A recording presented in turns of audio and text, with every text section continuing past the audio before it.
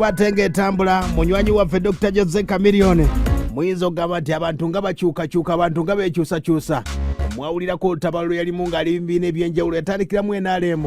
n'asobola okuba ate nga yakyusa n'agamba nti ayingira DP n'asobola okuba ate nga ali ssaabakunze awo nno n'ayingira ekibiina ekisinde kye bayita People Power wuuyo n'ayingira Nuupu n'asobola okuba ate nga akikubiraayo kati olunaku olwajjo yasobodde okuba ate nga yataddeyo ekiwandiiko aky'okukyusa amannya jjukira ye Dr. Jose Chameleon gabadde asobodde okuba ate nga akozesa Joseph Mayanja wetukeredde olunaku olwaleero nga bw'oba oyagala Joseph Chameleon Jose Chameleon takyaliyo akadde kano amannya agakyusizza era nga n'ebiwandiiko byonna agamba nti agenda kuba ate nga bitwala ne mu kkooti mu nteekateeka yonna ey'okuba ate nga aluubirirwa okuba ate nga ayingira okubeera Lord Mayor w'ekibuga Kampala. Kati Chameleon asobodde okuba ate nga wadde ensonga ze n'agamba nti ebiwandiiko byonna byagenda okuba ate nga akola transaction ez'enjawulo oba contracts zonna zagenda okuba ate nga akola amannya agakyusizza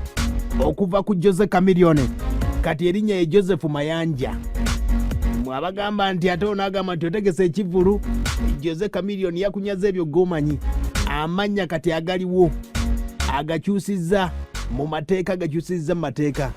oba ogamba nti Chameleon yakuba Chameleon taliyo akadde kano okuva n'olunaku lwajjo ekiwandiiko kyasobodde okuba ate nga kyayise n'asobola okuba ate nga tugambye nti Chameleon amannya amatuufu kati ye Joseph Mayanja era byonna byakyuse ebibaddeko nti Joseph Mayanja Chameleon byonna byakyuse gye buvuddeko omukulu gwe bayita Tegusulwa naye yasobola okuba ate nga akyusa amannya yali ayina ayimbisibwe Innocent neyekyusa n'agamba nti ye Tegusulwa Innocent egamu gasobodde okuba ate nga gatambudde ageyongeddeko amala lunaku olwaleero embeera nga bwesobodde okuba ate nga etambula okuvaako sayidi bayitayo wa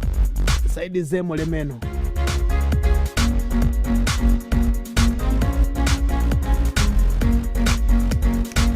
ab'ekika ky'ente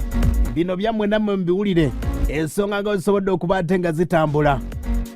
zikutte wansi ne waggulu kati nno mu mbeera nga zisobodde okuba ate nga etambula bannaffe ab'ekika ky'ente abawangalya sayidi z'emulema eyo sayidi z'ekyesiiga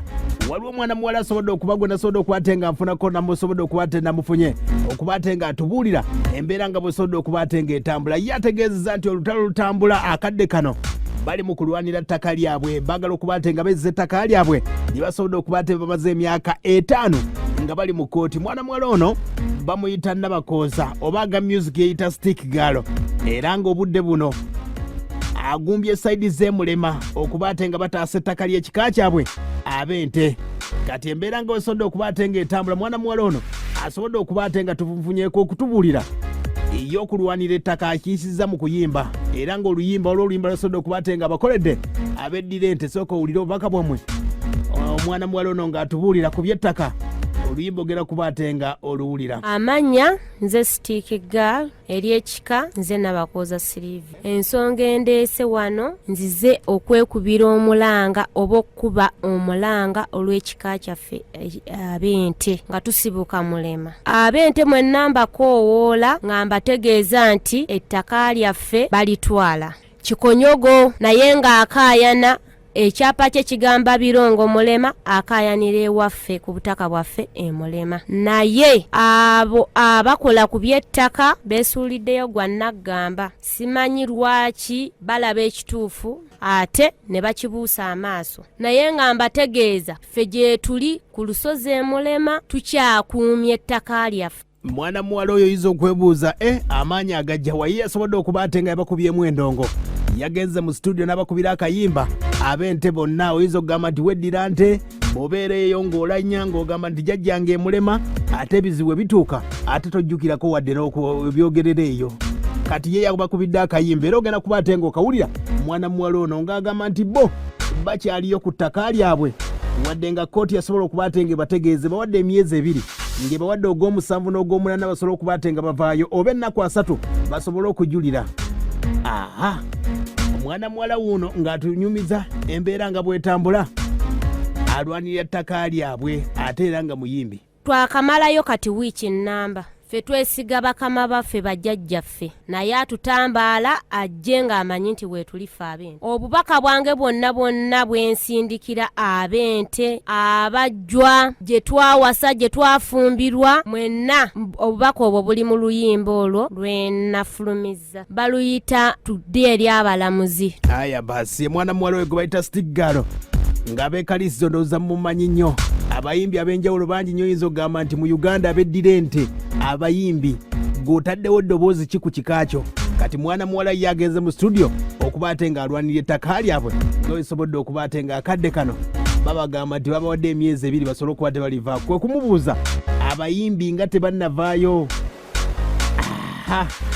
Sooka owulire tukyagenda mu maaso. Oluyimba lugamba nti ffe tetuvaawo tufiira ku ttaka. Mwenna mbakoowoola ab'ente omulyango gwammwe ogwajja gule we mujjira wonna tubasanyukira era twaniriza buli muntu n'abanywanyi b'emikago mwenna ne bw'oba toli wanti. Abayimbi bangi ab'ente nga mwannyinaze Evanizi nga mwannyinaze King Saha Semanda naye sinnamanya bo kye baliko. Sinnaba kufuna namba yaabwe naye kyemmanyi babiraba era babiwulira naye nga tubalinze. Kano kalowoozo eri ab'ente mwenna muleme kuddeeyo kugamba nti ndi muzzukulu wa Katongole mulema nga n'okumanya tomanyiiyo. Ekika kyo gye kiri ebyobuwangwa n'ennono weebiri wojjira wonna oluggi luggule. Mwenna abayimbi mbakoowoola tukwasize wamu. Ye mwana muwala oyo gwe bayita Stiggalo yasobodde okuba ate ng'agenzeyo mu studio n'asobola okuba ate nga alwanirira ekika kyabwe olw'embeera nti akadde kano ettaka baagala kuba ate nga bali bugobako bakamala emyaka 6 nga bali mu kkooti.